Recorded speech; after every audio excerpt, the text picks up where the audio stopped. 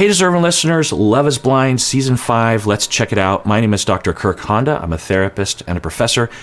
Since this is a psychology YouTube channel, keep in mind that we might get into some triggering material. I usually try to warn people if I'm about to say something that I imagine is commonly triggering, but trauma can be specific, and you want to take care of yourself, talk with your therapist before watching psychology content. Let's watch the show. So growing up, my mom was like a really angry person. Okay, so Taylor just asked JP flat out, tell me about your childhood.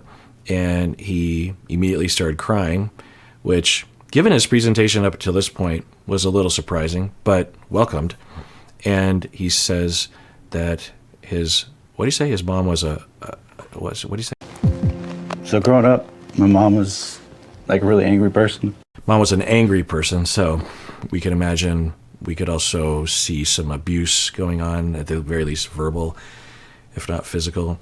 So, yeah. And good for him for being able to talk about it that way and to share it with Taylor. So, yeah, good. I'm sorry you went through it. That's rough.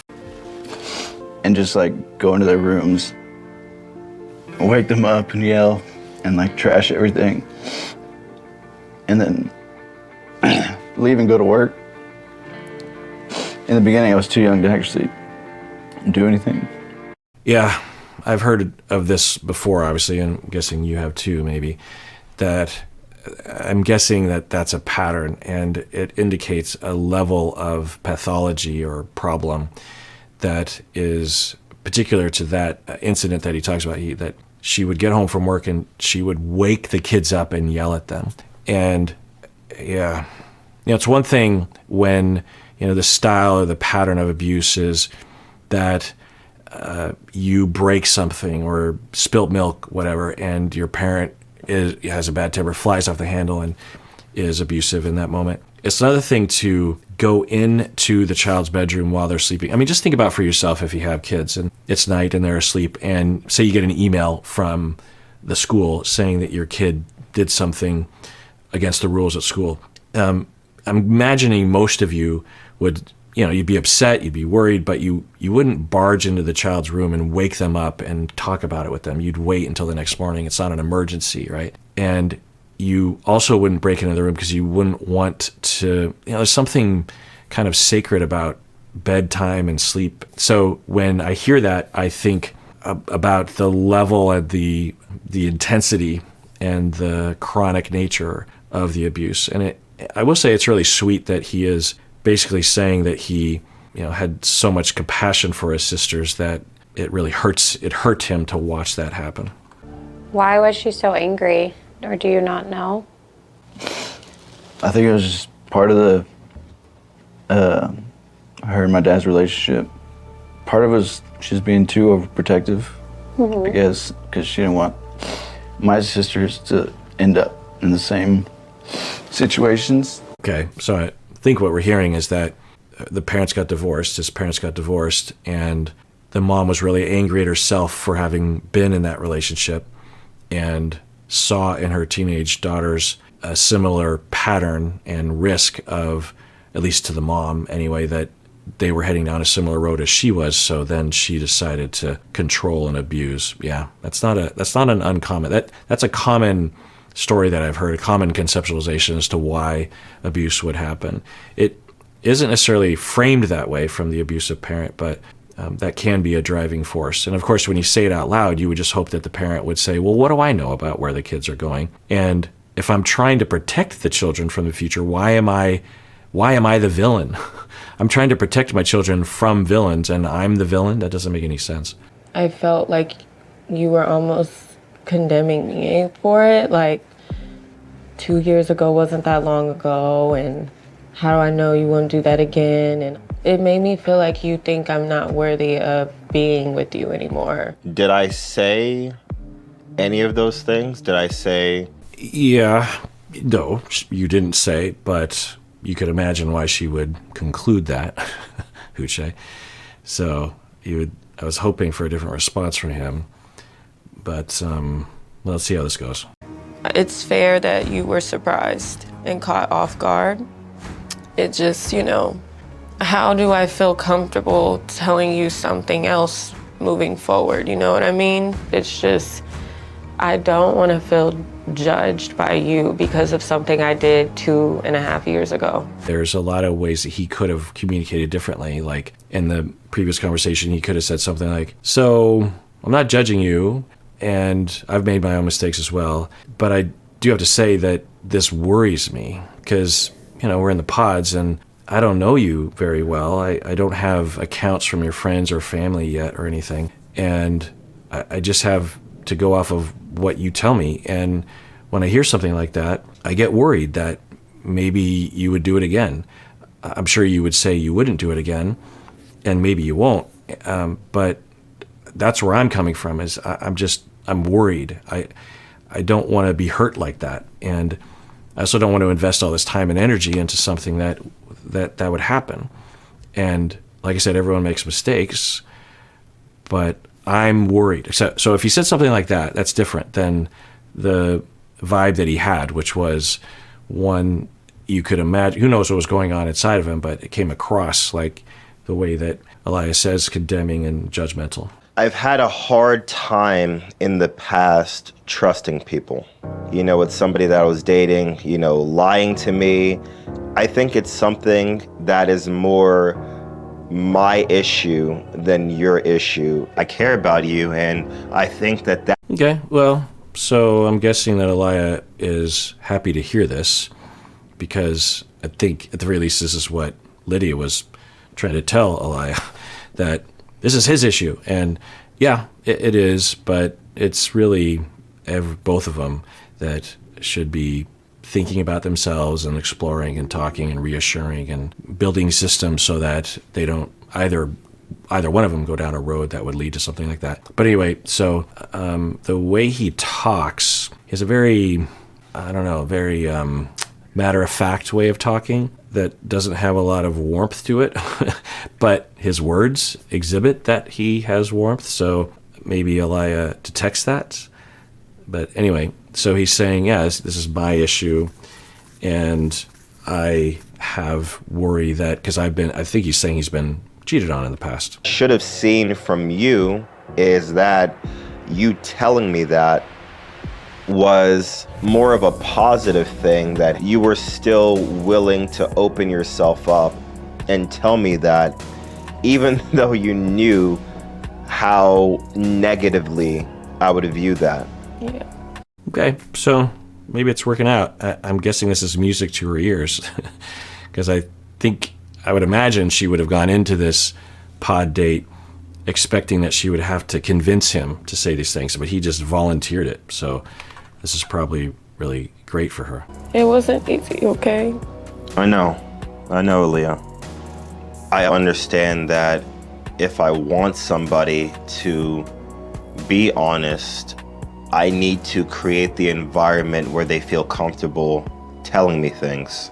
Wow, that's insightful. They both are basically kind of saying that, and I didn't even think about that.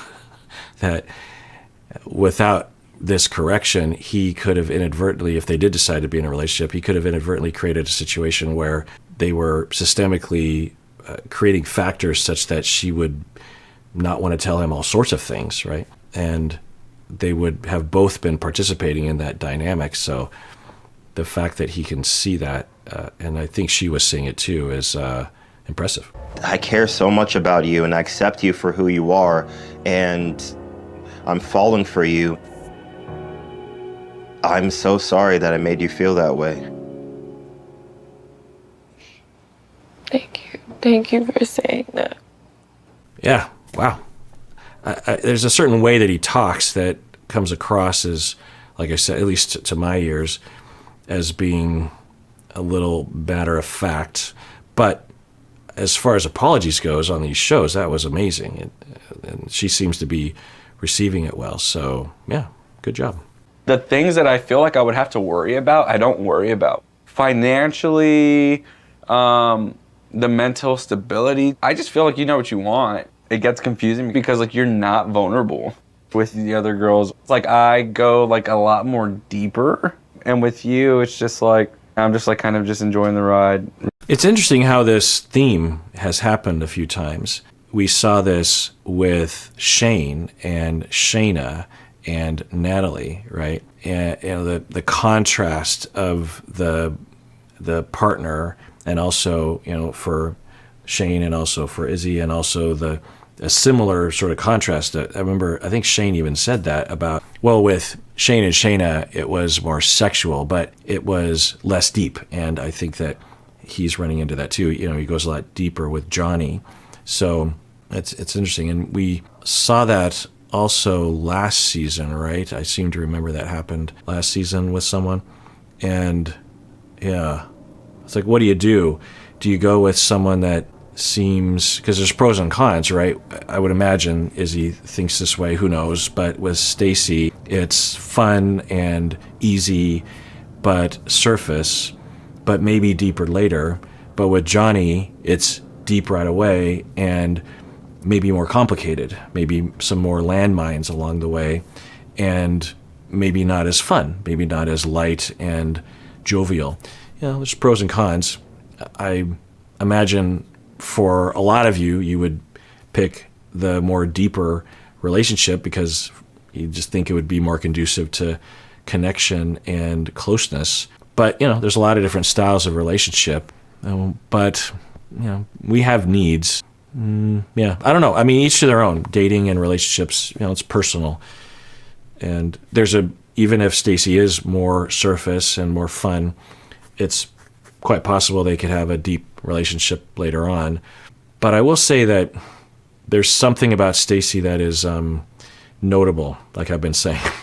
But with Johnie, although she's, we've seen this before as well, like with Nick and Danielle. Johnny's kind of like a Danielle that is, I don't want to accuse Johnie of anything, and I'm not really accusing Danielle of anything, but where there's an openness and a communication of vulnerability and a comfort level with talking about emotions and a lot more empathy going both ways. And then later on, it was revealed with Danielle seemingly that, because in the pods, Danielle and Nick, Danielle never got triggered, but when they were out of the pods, right away she started getting triggered by things, seemingly.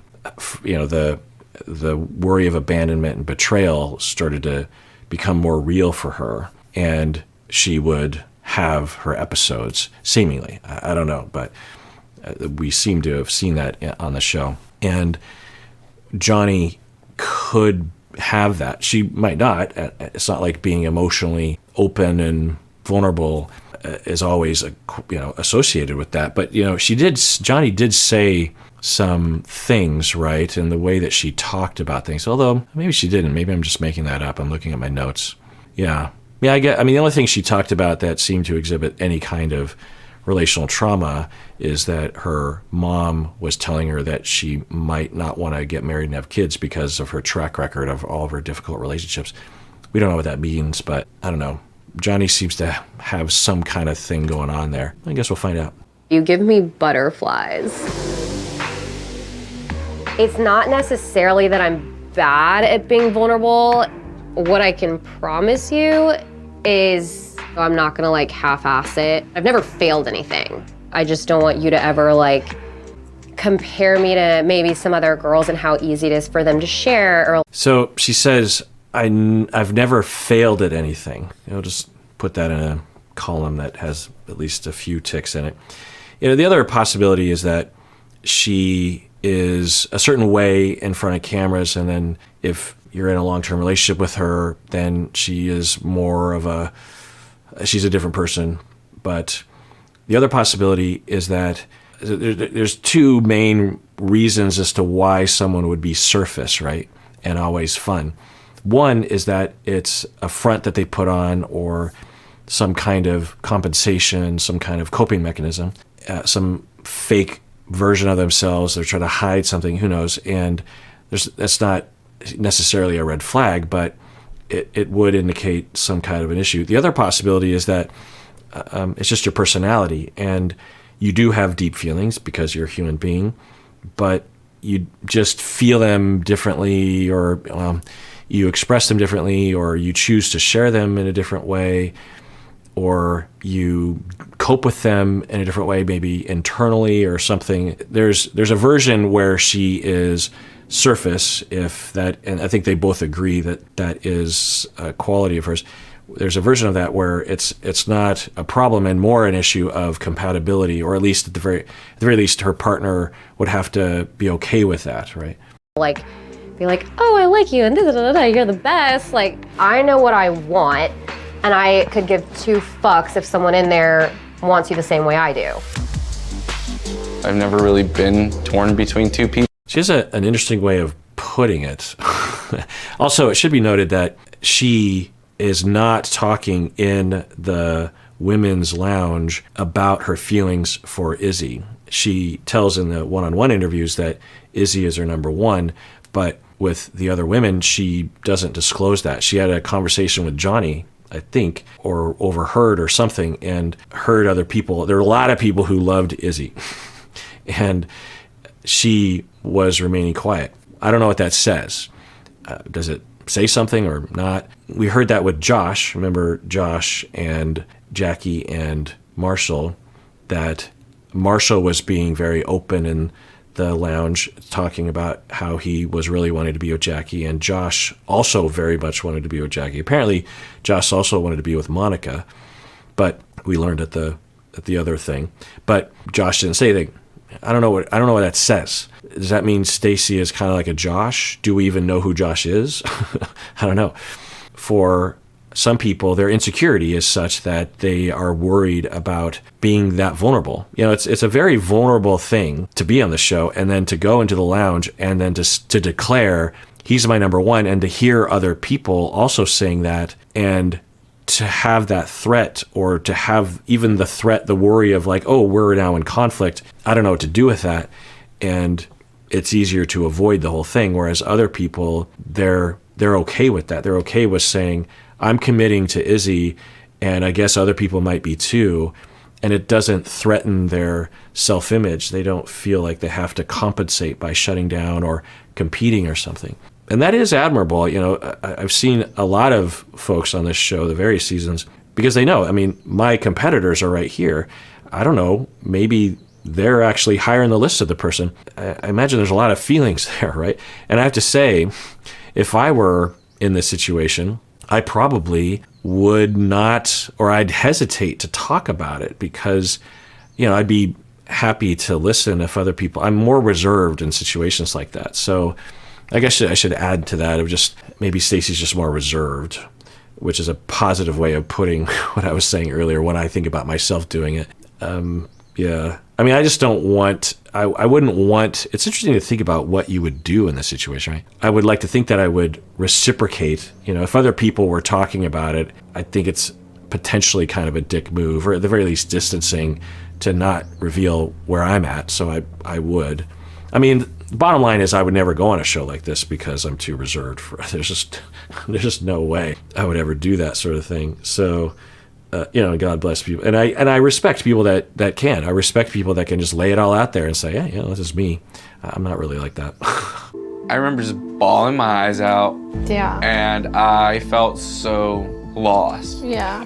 I don't know, it just kind of like sucks because you don't really feel like you have anybody that you can turn to. Wait, so are you still a Jehovah's Oh, Witness? absolutely not. Okay. I got my first Christmas tree in 2018. Okay, so he's revealing that he grew up in a family that was Jehovah's Witness, and if you've watched all my coverage of the Duggars and Ruby Franke and Jody Hildebrandt, you know that these religious cults, high control groups, have a lot of harmful effects on its members.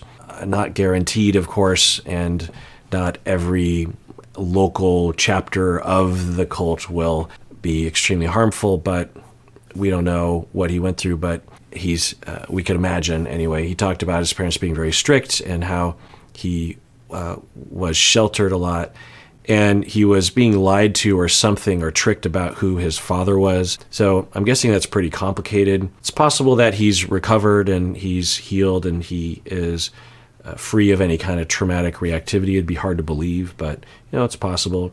It's possible he's been through a lot of therapy, or he wasn't harmed that much. Who knows? But it is interesting, and trying to fit that in with the bigger picture here, because it is interesting that he is attracted to both Johnie and Stacy because they are so different.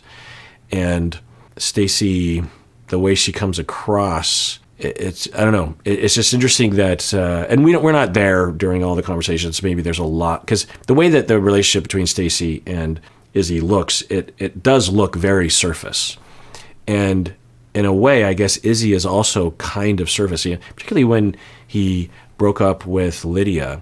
It had a surface look to it. So I don't know. I feel like Izzy is taking me on a roller coaster, because earlier I was like, oh, he's exhibiting a lot of emotional health, a lot of vulnerability. But then I see other things.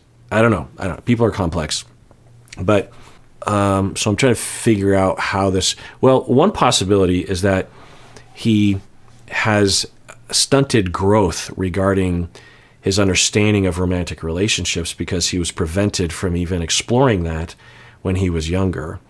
And then when he emerged from the cult, because it sounds like 2018 is his first Christmas tree, it's possible it took him a while, right? You think, well, you're 18. Well, it might have taken, in all likelihood, it took a long time.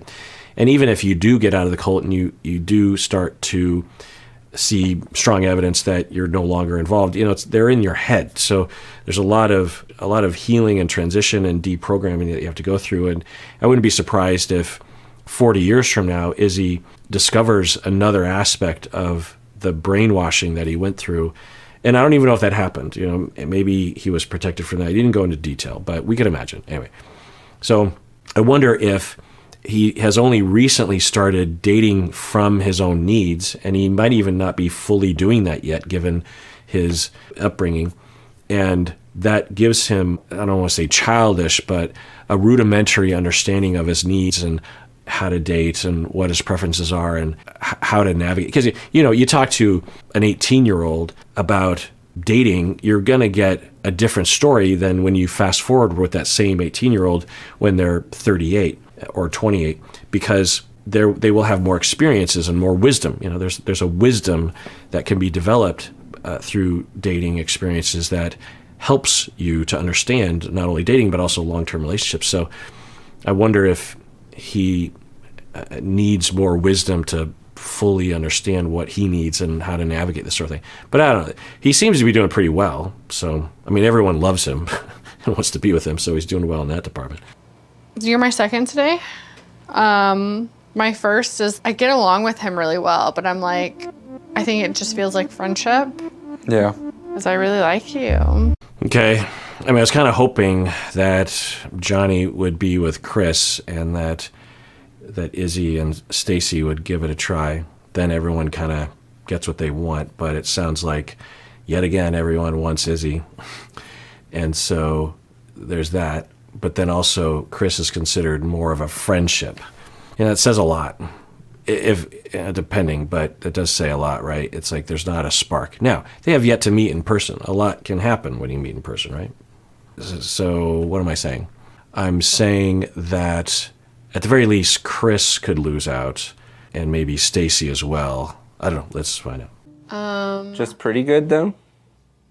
I do see it being like so easy with you. I like you a lot. I see how everything lines up with you. I really had to think about where I'm at. Okay, so sounds like Chris loses. The fella who fosters dogs. What a bummer. Oh well. All right, well. I do feel like emotionally I have a stronger connection to someone else. And I can't be torn between two people anymore. Now, I suppose there's also a chance that Izzy will choose Stacy and not Johnie, and then Johnie and Chris go home, or Johnie and Chris start back up again. That could happen. I appreciate it. I want you to know that I really did enjoy all of our time together. And I think you really, truly are an amazing and wonderful person. I mean, the guy even gets dumped well. Like, because he's devastated. He just got done telling everyone that she's the one, and you know he's really affected, but he sees through that to be nice to her. So yeah. Well, good luck to you. And you don't have to stay in here anymore. Thank you. Okay. All right. Bye, Chris. Can't keep hold. I couldn't tell if that was shenanigans and edited badly, and against Johnie, but it kind of made it look like she was skedaddling abruptly. But given the shenanigans and the editing deception that the show has done in the past, I mean, we see okay, and then let's just rewind. Stay in here anymore. Thank you. Okay. All right. Bye, Chris. Yeah, I can't tell if she says that as she's at the door, because if she does, then that does lend itself to the edit being an accurate representation. But it's possible that, although we did see her, let's rewind. I think this is kind of important, sort of, that as he is struggling, she's just like, okay, well, let's go. And we've seen that before as well. It's not a huge indictment on someone's personality, but I do think it says something. Now, she did say a lot of nice things. She says, it feels bad on my end too. So I don't know. Let's rewind this. The same thing about you. And I'm sorry. Like, You don't have to say sorry. It's okay. I'm just sorry that we're ending this way. Yeah, I guess we see there that early in the conversation, at least in the edit, she is already putting on her shoes. So that does lend itself to the edit being accurate-ish. It's not a huge indictment. She's being kind. We've seen worse breakups. I mean, you could argue Izzy's breakup with Lydia was colder than this, but I don't know. I think it does say something, maybe. I don't know. And I could absolutely imagine someone in Johnny's shoes, so to speak, feeling like, this doesn't feel very good. Can I just leave? Yeah, that's normal. All right, well, I want to remind everyone that I get a lot of emails and comments and whatnot. I'm not bragging. I'm just saying that there's a fair amount of them. And back in the old days, I would actually respond to everybody personally, but now I think it's physically not possible for me to do that. It bums me out that I can't. But when I have time to respond to DMs and comments and whatnot, I will prioritize patrons and YouTube members. So if you're interested in that kind of thing, I think once a day-ish on YouTube anyway, I will just sort all the comments by members, and I'll just go through and read them and respond or like them or whatever. And so if that interests you, that's a perk of being a member. Also, being a member on YouTube, I'm making exclusive videos for members. At this point, the pace, my dog is barking, the pace of the member exclusive videos, it kind of depends on when I have free time, honestly. But as more people become members, I am able to justify spending more time on making member exclusive videos. And it's fun to make member exclusive videos because they're often these kind of one-off things, and I'll take polls, from the people on YouTube asking, what would you like me to do? It's kind of fun to be able to respond that way. But only if you care to, and only if you can afford it, of course. And everyone, please take care of yourself because you deserve it. You really, really do.